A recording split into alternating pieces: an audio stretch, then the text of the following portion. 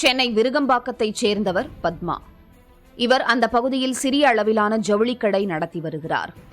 வெள்ளிக்கிழமை காலையில் அவரது கடைக்கு வந்த மர்ம நபர் ஒருவர் வாய் பேச முடியாதவர் போல நடித்து சைகையால் கைக்குட்டை கேட்டுள்ளார். கைக்குட்டையை பெற்றுக்கொண்டு பணம் கொடுத்தவர் பத்மாவின் வலது கை பெருவிரலை பிடித்து இழுத்துள்ளார். பத்மா கையை உதறிவிட்டு சத்தம் போட்டுள்ளார். அடுத்த சில வினாடிகளில் என்ன நடந்ததென்றே தெரியாத மயக்க நிலைக்கு சென்று விட்டார் பத்மா. கடையிலிருந்து தாங்கள் கொடுத்த பணத்தையும் பத்மாவின் கழுத்திலிருந்த 10 சவரன் நகையையும் 5 சவரன் தங்க வளையல்களையும் அபே செய்து கொண்டு தலைமறைவாகிவிட்டான் கொள்ளையன் என்கிறார் பத்மா. 2 பேர் வந்தாங்க.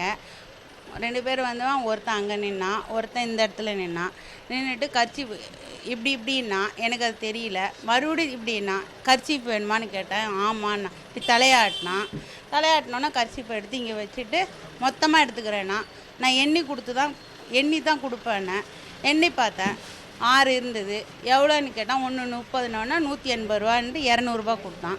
நான் அப்படி அந்த 200 கொடுக்கும்போது இப்படி கையை இப்படி உரசிட்டு கொடுத்தா நான் கற்றுனேன். உனக்கு அறிவு இல்லையா, கையை கற்றுன, ஏற்கனவே பான் பிராக் போட்டு ஒரே நாத்தடிக்கணும்.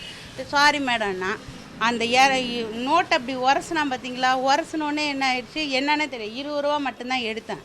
ஆனால் நான் எடுத்து அவன் கையில் கொடுத்தது எனக்கு நினைவு இருக்குது. அதுக்கப்புறம் என்னன்னு தெரியல, ஒன்றுமே தெரியல. கொஞ்ச நேரம் பார்த்தா ஸ்டூல் இங்கே இருந்த ஸ்டூல் அங்கே இருக்குது. அவன் கொடுத்த 200 ரூபாய் இல்லை, என்னோட செயின் இல்லை. கையை விட்டு என்னடா ட்ராவு திறந்துருக்கேன்னு இப்படி மூட போனேன் பாருங்க. கையை பார்த்தா கையில் வளையல் இல்லை. ஐயோ கையில் வளையல் இல்லைன்னு கழுத்தை பார்த்தா கழுத்தில் செயின் இல்லை. இந்த கையில் இருக்குது அப்படியே இருக்குது. ஏன்னா இந்த கையில் புடவை இது வரைக்கும் நான் போட்டிருப்பேன். ரூபாய் நோட்டில் மயக்க ரசாயனத்தை தடவி மர்ம நபர்கள் கொள்ளையில் ஈடுபட்டிருக்கலாம் என்று சந்தேகிக்கும் காவல்துறையினர், இவர்கள் கடந்த 2013ஆம் ஆண்டில் சென்னையில் கைவரிசை காட்டிய ஈரானிய கொள்ளையர்களாக இருக்கலாம் என்று சுட்டிக்காட்டுகின்றனர்.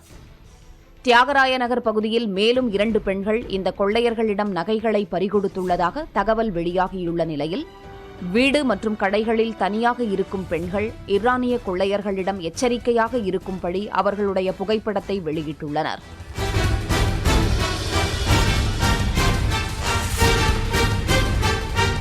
அறிமுகமில்லாத நபர்களிடம் எப்போதும் எச்சரிக்கையுடன் பேசுமாறும் காவல்துறையினர் கேட்டுக் கொண்டுள்ளனர்.